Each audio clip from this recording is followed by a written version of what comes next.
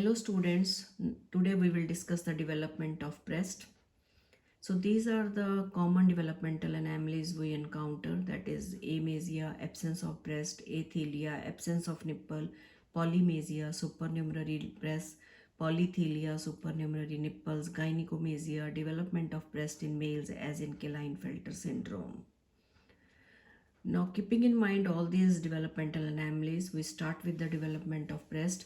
So it starts in 7 weeks of embryo with ectodermal milk line which appear on the ventral body wall on each side extending from the limb bud of the upper limb to lower limb, and this milk line is given the name mammary line or line of Schultz. The milk line in the pectoral region give rise to a pair of glands, and the remaining milk line it degenerates. Now, keeping in mind this growth from axilla to groin, so accessory nipple may be found anywhere along the milk line. A complete accessory breast may develop along the milk line. So this is polythelia and polymasia accordingly. That is, then comes the amasia. It is bilateral agenesis of breast. Then athelia, it is the absence of nipple. Then Poland anomaly, it is the complete or partial absence of the glandular tissue, but the nipple in this case is normal. Another finding which is seen in Poland anomaly is pectoralis major muscle is partly or fully absent.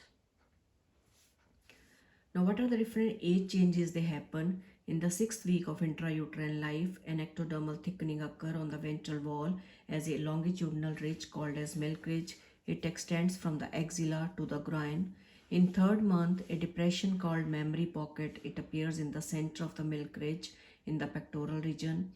In 5th month of intrauterine life, solid bud grows into mammary pocket into the subjacent mesoderm. In 7 to 9 month, the central cells of the bud degenerate, they become hollow, further divide and redivide to end into the formation of the different acini. Now here you can see this is the everted nipple now. Initially this is the inverted nipple. So with the growth of these ducts, the nipple is everted. Now inverted nipple, they become everted at the time of birth by the growth of subjacent stroma.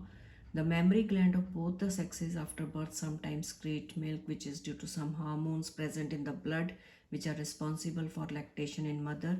This is called as witch milk. In males, the gland do not grow beyond the infantile condition, but up to this, the growth in both the sexes, it remain the same.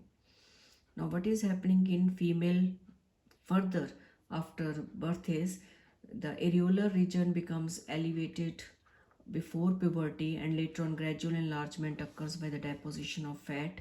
At puberty, 15 to 20 ducts they divide, redivide to form the ductules ending in alveoli, so that each lobe divides into many lobules. And at menstruation, the glandular part it proliferates. During pregnancy, what is happening? New alveoli they are formed, and the old alveoli they just proliferate. During lactation, the central cells of the alveoli they undergo degeneration as excreted as colostrum corpuscles, and in full lactation, milk is collected in the alveoli and then distending them. During menopause, there is involution, the gland atrophy it happens, ducts get blocked by elastic tissue, and disappearance of the lymphatic tissue. So this is all about the development of the breast in both the sexes, that is in case of males as well as in case of female. In female, the growth of the breast it continues after the infantile period, but in case of male it is not extending or it is going beyond that. So this is all about the development of the breast. Thank you.